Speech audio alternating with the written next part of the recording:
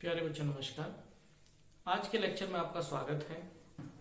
आज हम डिस्कस करेंगे एक नए टॉपिक मैट्रिक्स यानी कि आव्यूह। इसके बारे में आपने कुछ बच्चों ने पहले भी पढ़ा होगा। ये थोड़ा सा अगर हम बात करें तो ये आपका एक पीछे एक लेसन था जिसका नाम था डिटर्मिनेंट सारणिक, उससे थोड़ा सा मिलता जुलता है। बाकी प्रॉपर्टीज या अलजेब्राज वो सारा अलग है। तो आइए देखते हैं मैट्रिक्स के बारे में कि मैट्रिक्स होती क्या है। मैट्रिक्स क्या है कि कुछ नंबर्स का अरेंजमेंट है। जैसे आपके नंबर्स होते हैं कुछ real number 1 2 3 and so on, natural number 1 2 3, तो बहुत तरह के नंबर हैं। अगर उन नंबर्स को हम अरेंज करें कुछ इस तरीके से, अगर हम हॉरिजॉन्टली देखें तो भी आपकी एक लाइन दिखाई दे, अगर हम वर्टिकली देखें तो भी हमारी कुछ खड़ी लाइन दिखाई दे। जैसे कि मैं दिखा देता हूं आपको, और उन नंबर्स को हम एक ब्रैकेट के अंदर पुट कर दें। जो नंबर्स थे हमारे एक दीर्घ कोष्टक यानी कि ब्रैकेट के अंदर रखें, तो जो हमारा बनके तैयार होगा, कुछ भी नंबर ले लो 1 2 3 1 9 6 2 3 4, तो ये जो बनके तैयार होगा इस तरह की जो स्ट्रक्चर है, जो आपको ये टेबल दिखाई दे रही है, ये आपकी मैट्रिक्स होगी। इसमें इस तरह से जो आपकी ये वाली लाइन है इनको हम रो बोलेंगे यानी कि पंक्ति, और जो आपकी ये खड़ी लाइन है इन्हें हम बोलेंगे स्तंभ यानी कि कॉलम, जिसको हम बोलेंगे कॉलम। तो इस अगर हम कुछ नंबर्स लें और इस ब्रैकेट्स में इस तरह अरेंज कर दें तो उसके बाद जो टेबल बनके तैयार होती है उसी को हम मैट्रिक्स कहते हैं। अब मैट्रिक्स के अंदर कितनी रो है 1 2 3 वो यहां पे लिख देंगे स्टार्टिंग में, इनटू कितने स्तंभ है कॉलम है उन्हें हम यहां लिख देंगे। तो ये जो बनके तैयार होगा इस मैट्रिक्स का, इसे हम बोलते हैं ऑर्डर यानी कि इसका क्रम। तो ये होगा इसका ऑर्डर। तो ये मैट्रिक्स है, इसके अंदर कितनी रो है यहां से पता लग जाएगा, कितने कॉलम है यहां से पता लग जाएगा, या हम इसे काउंट कर सकते हैं। तो ये है मैट्रिक्स। इसके अंदर कितनी भी रो हो सकती है, कितनी भी कॉलम हो सकती है। तो एक जनरल फॉर्म हम लिख देते हैं कि मैट्रिक्स की जनरल फॉर्म क्या होगी। ये तो हमने ऐसे ही आपको सिंपली समझाया कि नंबर्स का कुछ इस तरह का अरेंजमेंट है। अब जनरल वे में जो आपकी बुक में लैंग्वेज लिखी है या जनरल मैट्रिक्स क्या होगी वो हम देख लेते हैं। तो यहां पे आपकी एक डेफिनेशन लिखी है, mn संख्याओं के निकाय। अगर हम जनरल डेफिनेशन देखें तो कुछ नंबर्स है आपके, जैसे हमने यहां पे लिखा था 1 2 3 4 5 6 7 8 9, तो इसमें क्या है 3 रो है और आपके कॉलम कितने हैं 3, तो ये कितना हो जाएगा आपका 9। अगर इन दोनों की मल्टीप्लाई करें 9, तो इसके अंदर 9 एलिमेंट है। तो एक मैट्रिक्स बनाई हमने इस तरह की, जिसके एलिमेंट एक जनरल फॉर्म में पहला element A1 A1 1 2 A1 3 dash dash A1 है।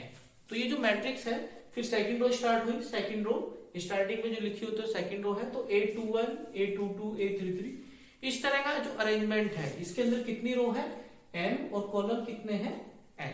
तो इसकी डेफिनेशन क्या होगी, अगर mn संख्याओं को यानी कि जो इनकी प्रोडक्ट है mn संख्याओं को के निकाय को यानी कि जो पूरा सिस्टम है उसको m पंक्तियों में, m जो आपकी रो है उसमें, तथा n स्तंभों में, n आपके ये कॉलम में व्यवस्थित अरेंज कर तथा दीर्घ कोष्ठक यानी कि ब्रैकेट में रख दें, तो क्या होगा, मैं बंद करने पर प्राप्त जो टेबल है, जो सारणी है आपकी, उसको हम क्या कहेंगे n बाई n क्रम का। इसको हमने अभी क्या बोला था ऑर्डर, यानी कि ये इसका क्रम है। क्रम यानी कि ऑर्डर का आव्यूह कहते हैं। तो अगर एग्जाम में आता है तो ये 2 लाइन लिख देना और इस तरह से आपको ये इसकी टेबल बनानी है। तो ये क्या है, मैट्रिसेस है, मैट्रिक्स है, ये जनरल फॉर्म है।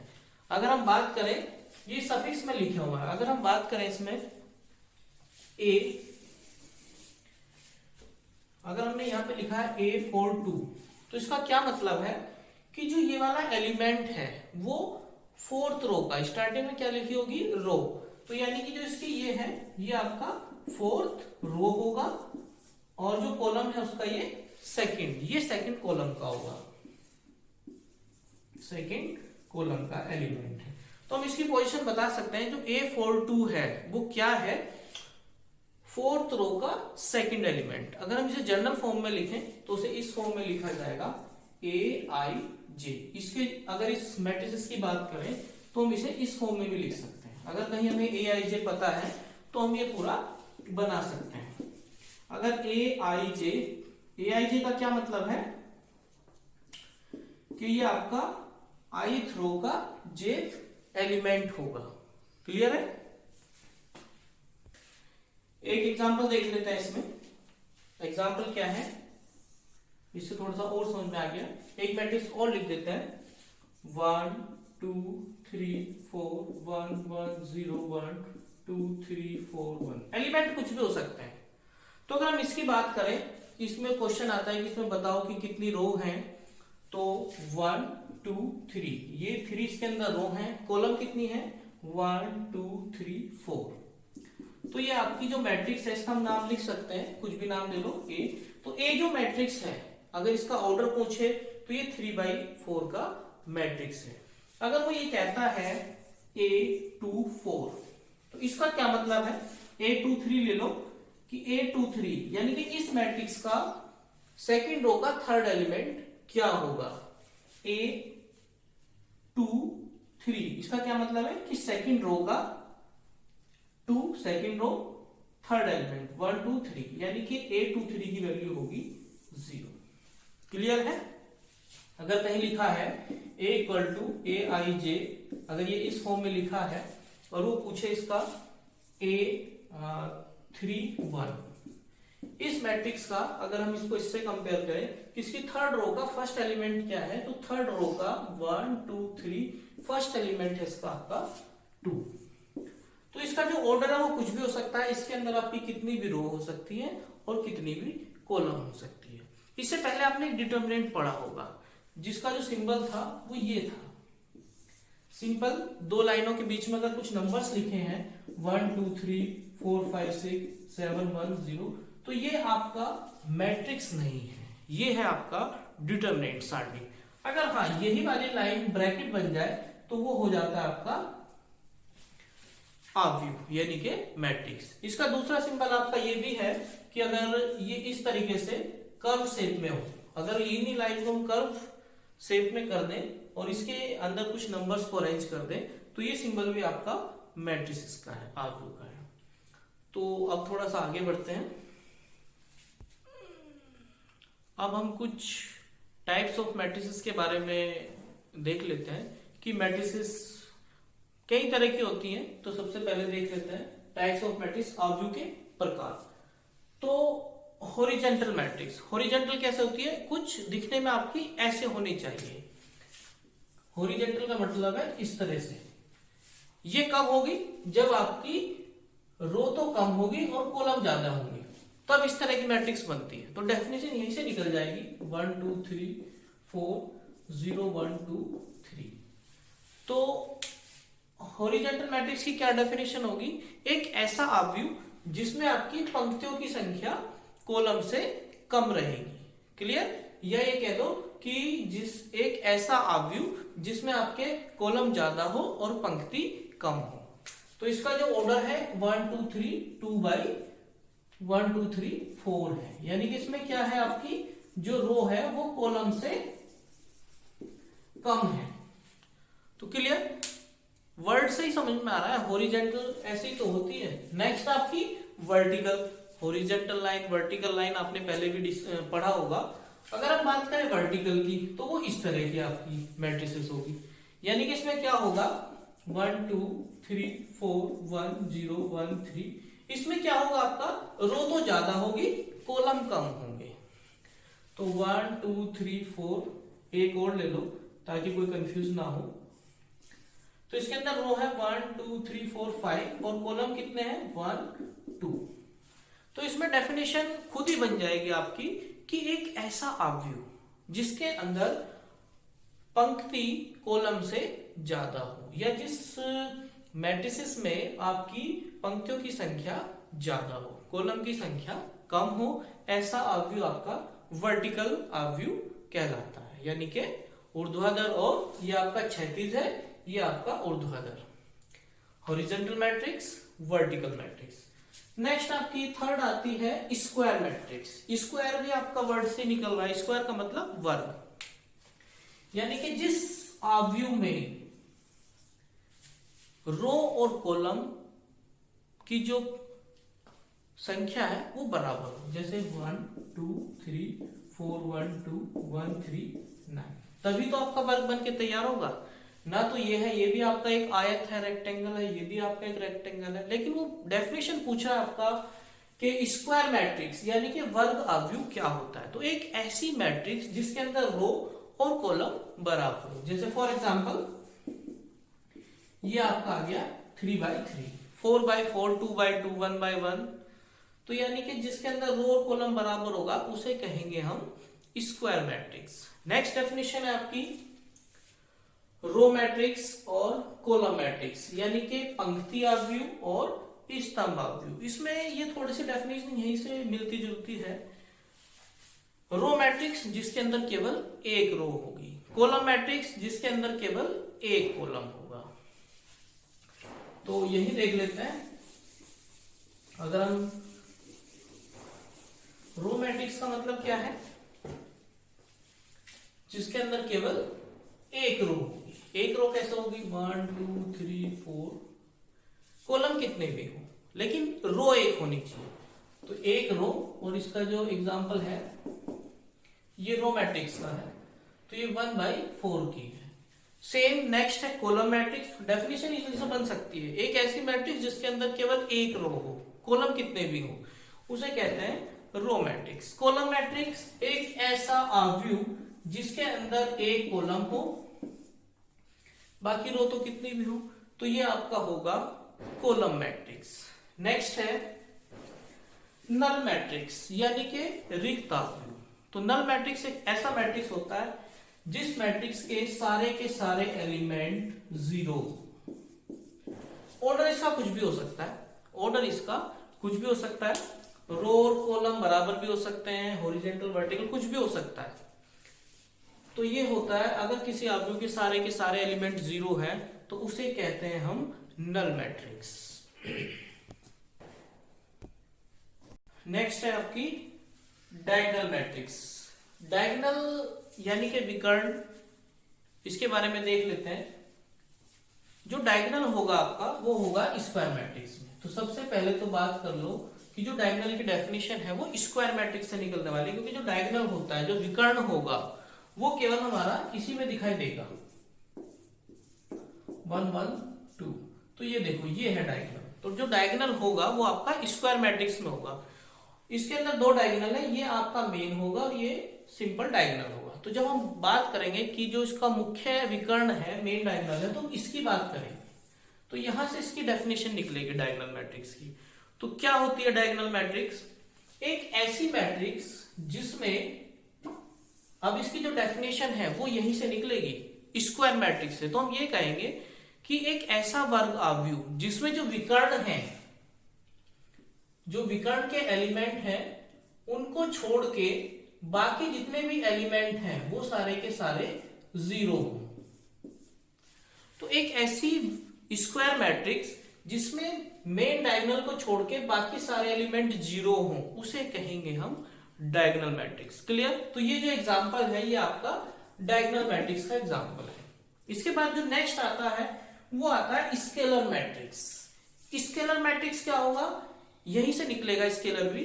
अगर डायगोनल के एलिमेंट आपके सेम हो जाए, पहले हमने पढ़ा डायगोनल एलिमेंट, डायगोनल मैट्रिक्स। तो डायगोनल मैट्रिक्स में क्या है कि डायगोनल के एलिमेंट कुछ भी हो सकते हैं, लेकिन इसके बाद जो डेफिनेशन आती है वो आती है आपकी स्केलर मैट्रिक्स। स्केलर मैट्रिक्स में क्या होगा आपका, ये थी आपकी डायगोनल। डायगोनल में क्या था आपका कि डायगोनल के एलिमेंट कुछ भी हो सकता है, लेकिन स्केलर मैट्रिक्स में क्या होगा, अगर आपके डायगोनल के एलिमेंट सेम हो जाए, कोई भी एक नंबर हो जाए सेम, या तो 2 2 हो जाए या 3 3, कुछ भी हो जाए, हम मान लेते हैं 3 3 3, बाकी सारे एलिमेंट जीरो हो तो इसे कहेंगे हम स्केलर मैट्रिक्स। अगर डायगोनल के एलिमेंट सेम हो जाए तो एक ऐसा डेफिनेशन बन जाएगी इजली से, एक ऐसा वर्ग आव्यूह जिसके डायगोनल के एलिमेंट बराबर हो, बाकी सभी एलिमेंट जीरो हो, उसे कहते हैं हम स्केलर मैट्रिक्स यानी कि अदिश आव्यूह। इसके बाद नेक्स्ट आती है आपकी आइडेंटिटी मैट्रिक्स यानी कि इकाई आव्यूह। वो भी डेफिनेशन यहीं से निकलेगी, तीनों डेफिनेशन एक दूसरे से अटैच हैं। अगर हमारे डायगोनल के एलिमेंट सेम रहे, सेम के साथ साथ उसकी वैल्यू 1 हो जाए। अब बात हम कर रहे हैं आइडेंटिटी मैट्रिक्स की, तो उसमें क्या होगा एग्जांपल में, अगर डायगोनल के एलिमेंट 1 हो जाए, 1 1 1, बाकी सारे एलिमेंट 0 हो जाए, तो इसे कहेंगे हम आइडेंटिटी मैट्रिक्स। ऑर्डर इसका हमेशा स्क्वायर मैट्रिक्स ही होगा, या तो 2x2, 1x1, 3x3, 4x4, तो ये स्क्वायर मैट्रिक्स है। तो तीनों मैट्रिक्स की डेफिनेशन कुछ मिलती जुलती है और स्क्वायर मैट्रिक्स से निकली है। अगर आपका डायगोनल कुछ भी हो, बाकी सारे जीरो, तो डायगोनल मैट्रिक्स होगी। अगर ये डायगोनल के एलिमेंट सेम हो जाए तो वो स्केलर मैट्रिक्स होगी। अगर डायगोनल के एलिमेंट सेम होने के साथ साथ उसकी वैल्यू 1 हो जाए तो वो आइडेंटिटी मैट्रिक्स होगी। तो आई होप आपको ये सारी डेफिनेशन समझ में आई होगी। अब नेक्स्ट है सब मैट्रिक्स। सब मैट्रिक्स में क्या है, उप आव्यूह। तो क्या होती है, ये कोई हमारी मैट्रिक्स है, अगर हम इसमें से कुछ एलिमेंट उठा लें कहीं से, अगर हम इसमें से कुछ नंबर्स का अरेंजमेंट उठा लें, अगर सपोज ये उठा लें यहां से, ये वाला, तो ये क्या होगा 5 6 1 2, वो इस मैट्रिक्स की सब मैट्रिक्स बन जाएगी। कहीं से भी उठा लो, ये पूरा उठा लो इतना, तो काफी सारी सब मैट्रिक्स बन सकती है। लेकिन हम बात कर रहे हैं सब मैट्रिक्स होती क्या है। तो अगर यहां से हम कुछ नंबर उठा लें, नंबर्स का पूरा अरेंजमेंट उठाया जाएगा, ये नहीं कि हम एक नंबर यहां से उठा लें, ये यहां से नहीं, नंबर्स का कुछ एक साथ अरेंजमेंट इस तरह उठाना पड़ेगा कि ये दो यहां से उठा लो या ये उठा लो, तो ये जो बनके तैयार होगा ये इसकी सब मैट्रिक्स होगी। तो सब मैट्रिक्स की डेफिनेशन कुछ इसी तरह बनेगी, अगर कोई मैट्रिक्स है और उसके कुछ रो या कॉलम उठा के कोई नई मैट्रिक्स बनाए, तो वो जो मैट्रिक्स बनके तैयार होगी वो सब मैट्रिक्स होगी, पहली वाली मैट्रिक्स की। अब ये नेक्स्ट टॉपिक है ट्रायंगुलर मैट्रिक्स। इसमें क्या है कि एक ऐसी मैट्रिक्स, एक ऐसा वर्ग आव्यूह जिसमें जो आपका डायगोनल होगा, डायगोनल अगर उससे ऊपर के एलिमेंट 0 हो या उससे नीचे के एलिमेंट 0 हो, तो वो मैट्रिक्स क्या होगी, आपकी ट्रायंगुलर मैट्रिक्स होगी। तो अगर इसमें ऊपर के होते हैं, देखो अगर इसमें आपकी इस तरह की मैट्रिक्स बनेगी 1 2 3 0 0 0 0 0, तो इसमें क्या है आपका 3 1 4, तो इसमें क्या है, जो आपका डायगोनल के एलिमेंट है, इससे क्या है, ऊपर के सारे एलिमेंट 0 है, तो ये क्या होगी आपकी ट्रायंगुलर मैट्रिक्स। या हमने कहा अगर नीचे के एलिमेंट 0 हो जाए, 1 2 3 0 1 4 6 0 0, ये आपका डायगोनल एलिमेंट है। तो ट्रायंगुलर डेफिनेशन की क्या है, एक स्क्वायर मैट्रिक्स तो होना ही चाहिए, स्क्वायर मैट्रिक्स तो होना ही चाहिए। अगर आपके मेन डायगोनल से ऊपर के एलिमेंट 0 हो या नीचे के एलिमेंट 0 हो, तो उसे हम क्या कहेंगे, ट्रायंगुलर मैट्रिक्स। तो ये दो तरह की होती है, एक तो ये वाली जब ऊपर के 0 हो, दूसरी ये वाली जिसमें नीचे के 0 हो। इसे हम इस तरह भी लिख सकते हैं, इसका ये सिंबल होगा आपका कि नीचे तो आपका ट्रायंगल है और ऊपर आपकी 0 है। इसे हम लिख सकते हैं इस तरह से, इसमें आपका ये ऊपर ट्रायंगल बन रहा है, ये सिंबल आपको याद रखना है। तो क्योंकि ट्रायंगुलर मैट्रिक्स दो तरह की होती है, वो यहीं से उसका नाम निकला है। ये होगी आपकी लोअर ट्रायंगुलर मैट्रिक्स और ये होगी आपकी यानी कि निम्न, और ये होगी आपकी अपर, क्योंकि ऊपर ट्रायंगल बन रहा है, तो ये होगी आपकी अपर ट्रायंगुलर मैट्रिक्स, यानी कि उच्च त्रिभुजीय, यहां लिख देते हैं उच्च